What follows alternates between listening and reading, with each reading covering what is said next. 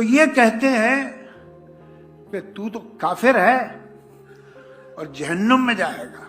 जनाब जावेद अख्तर साहब कोलकाता तशरीफ लाने वाले थे। इसके जरिए उन्हें डज गॉड एग्जिस्ट के टॉपिक पर डिबेट की इनविटेशन दी। जब सवाल ईश्वर के अस्तित्व पर हो तो बहस सिर्फ तर्कों की नहीं बल्कि आस्था, दर्शन और सोच की सीमाओं की परीक्षा बन जाती है।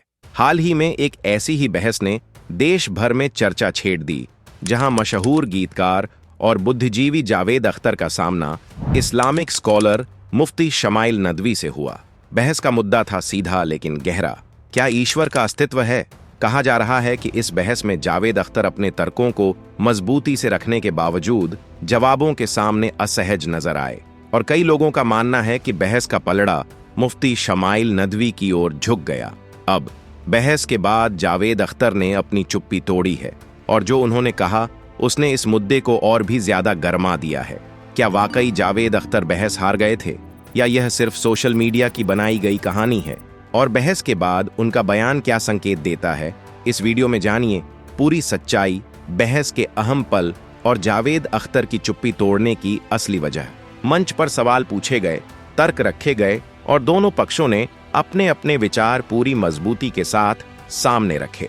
जावेद अख्तर ने सवाल उठाया कि अगर हर चीज के पीछे कोई कारण है तो ईश्वर का कारण क्या है, और अगर ब्रह्मांड को हमेशा से मौजूद मान लिया जाए तो ईश्वर की जरूरत क्यों पड़े?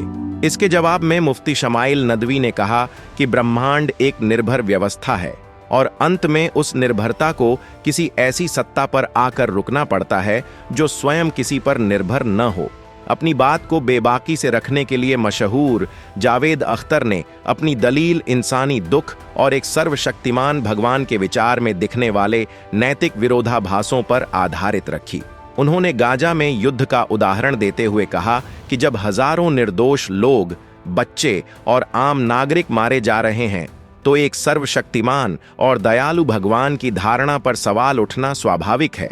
उन्होंने तीखे शब्दों में कहा कि अगर ईश्वर हर जगह मौजूद है तो वह गाजा में भी मौजूद होगा, बच्चों को मरते देख रहा होगा और फिर भी इंसानों से विश्वास की उम्मीद की जाती है। बहस के दौरान जावेद अख्तर बार बार धर्म के नाम पर होने वाली हिंसा और अत्याचारों का जिक्र करते रहे। इसके जवाब में मुफ्ती शमाइल नदवी ने ईश्वर को नहीं बल्कि इंसानों को जिम्मेदार ठहराया। उन्होंने कहा कि बनाने वाला बुरा नहीं है बल्कि बुराई इंसान की आजादी के गलत इस्तेमाल से पैदा होती है। नदवी के अनुसार हिंसा, युद्ध भगवान की मर्जी नहीं बल्कि इंसानी चुनाव का नतीजा है।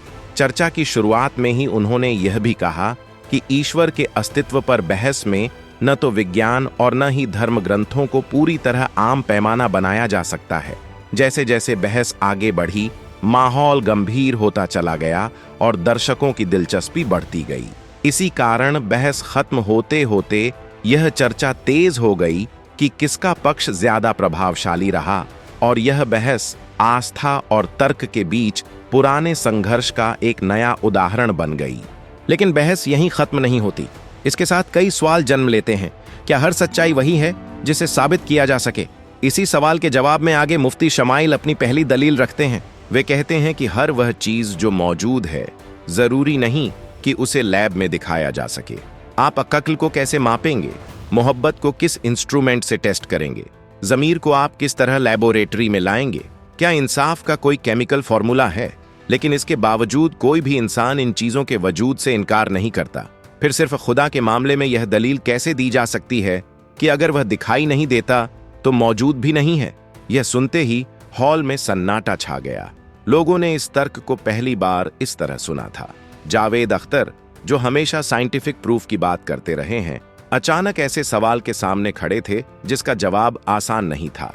क्योंकि सच यह है कि अगर हम सिर्फ उन्हीं चीजों को मानें जो लैब में दिखाई दें तो फिर प्यार, न्याय और नैतिकता जैसी भावनाओं का क्या होगा? इसके बाद मुफ्ती शमाइल एक और गहरा सवाल उठाते हैं। वे कहते हैं कि अक्सर नास्तिक यह दलील देते हैं कि अगर खुदा है तो दुनिया में इतना दुख और तकलीफ क्यों है? अगर खुदा रहम करने वाला है तो बच्चे भूखे क्यों मरते हैं? लेकिन मुफ्ती साहब इस दलील को पूरी तरह पलट देते हैं। वे कहते हैं कि अगर दुख और तकलीफें खुदा के न होने का सबूत होती तो इंसाफ की मांग ही बेकार हो जाती। जब आप कहते हैं कि यह गलत है तो किस आधार पर कहते हैं? जब आप किसी चीज को जुल्म कहते हैं तो आपके अंदर सही गलत का पैमाना कहां से आता है? अगर सब कुछ सिर्फ बायोलॉजी और केमिस्ट्री है तो फिर जुल्म गलत क्यों है? तब तो वह भी एक नेचुरल प्रोसेस ही हुआ। मुफ्ती शमाइल आगे कहते हैं कि दुख का होना इस बात का सबूत नहीं है कि खुदा नहीं है, बल्कि यह इंसान की परीक्षा है। कुरान में अल्लाह कहता है कि हम तुम्हें डर, भूख, जान और माल के नुकसान से जरूर आजमाएंगे, यानी दुख और मुसीबतें इस बात की कसौटी हैं कि जुल्म के सामने इंसान क्या रास्ता चुनता है।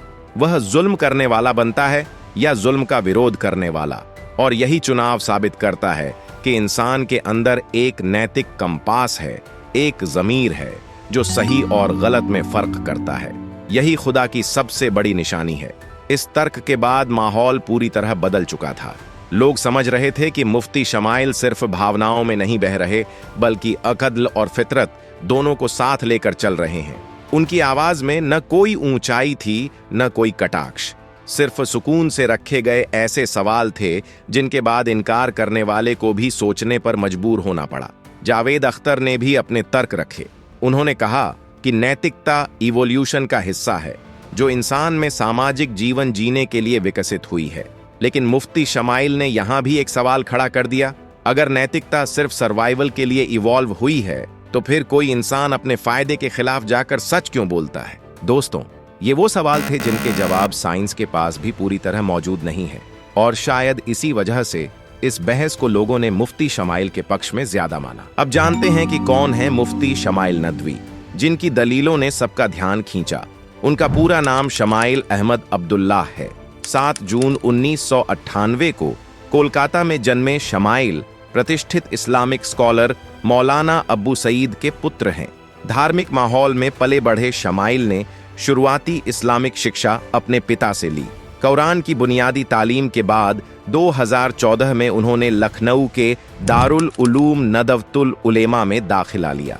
6 साल की पढ़ाई के दौरान उन्होंने कुरान, हदीस और फिक्ह का गहन अध्ययन किया और मुफ्ती की डिग्री हासिल की। नदवा से पढ़ाई करने के कारण उन्होंने अपने नाम के साथ नदवी जोड़ा। मुफ्ती की पढ़ाई पूरी करने के बाद शमाइल ने उच्च शिक्षा के लिए मलेशिया का रुख किया, जहां वे इस समय इस्लामिक शिक्षा में पीएचडी कर रहे हैं। वे केवल मुफ्ती ही नहीं, बल्कि आधुनिक शिक्षा और धार्मिक ज्ञान को साथ लेकर चलने वाले इस्लामिक स्कॉलर हैं। पढ़ाई के साथ साथ वे समाज सेवा में भी सक्रिय हैं। यूट्यूब और अन्य सोशल मीडिया प्लेटफॉर्म्स के माध्यम से वे इस्लामी शिक्षाओं का प्रचार करते हैं। वे अक्सर नास्तिकता, विज्ञान और इस्लाम जैसे संवेदनशील मुद्दों पर खुलकर बात करते हैं। मुस्लिम युवाओं के बीच उनकी पकड़ काफी मजबूत मानी जाती है, क्योंकि वे अपनी बात को स्पष्ट, सटीक और तर्कपूर्ण ढंग से रखते हैं। दोस्तों, उनकी सबसे बड़ी खासियत यही है कि वे किसी भी सवाल का जवाब देते समय भावनाओं में नहीं बहते, बल्कि अक़ल और तर्क का सहारा लेते हैं। दोस्तों, अब बात करते हैं सोशल मीडिया रिएक्शन की।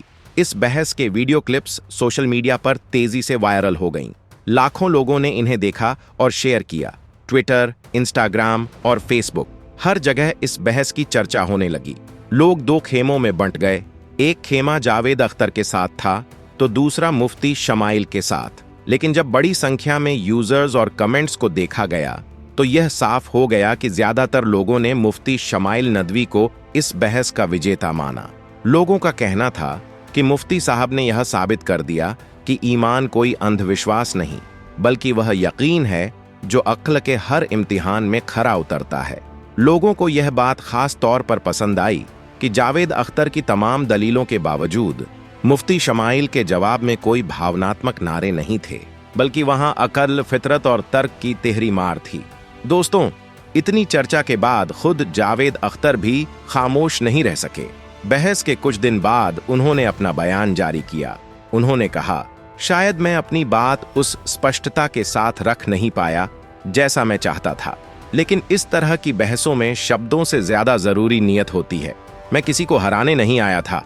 जावेद साहब ने आगे कहा कि वह यह याद दिलाने आए थे कि हर सवाल का जवाब होना जरूरी नहीं है और हर जवाब पर यकीन करना भी जरूरी नहीं है। उन्होंने यह भी कहा कि वे मानते हैं साइंस, लॉजिक और इंसानी ज़मीर हमें एक बेहतर दुनिया की ओर ले जा सकते हैं। चाहे रास्ते में हम एक दूसरे से सहमत न भी हों। इस बयान को लोगों ने अलग अलग तरह से लिया। कुछ ने इसे जावेद साहब की हार की स्वीकारोक्ति कहा, तो कुछ ने सिर्फ अपनी बात स्पष्ट करना माना। लेकिन एक बात साफ थी, इस बहस ने जावेद अख्तर को भी सोचने पर मजबूर कर दिया। दिलचस्प यह भी रहा कि बहस के दौरान जावेद अख्तर ने खुद मुफ्ती शमाइल की तारीफ की और कहा, धार्मिक होकर भी अगर आप अच्छे हैं तो यह ज्यादा अच्छा है।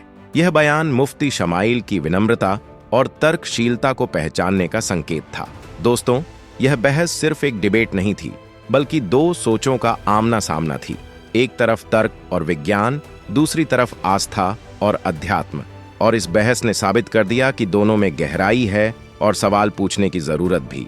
तो यह थी मुफ्ती शमाइल नदवी और जावेद अख्तर के बीच हुई उस ऐतिहासिक बहस की कहानी। एक बहस जिसने लाखों लोगों को सोचने पर मजबूर कर दिया। अगर आपको यह वीडियो पसंद आया हो तो लाइक और शेयर जरूर करें, चैनल को सब्सक्राइब करें और कमेंट में बताएं आपके हिसाब से इस बहस में किसके तर्क ज्यादा प्रभावशाली थे। जय हिंद।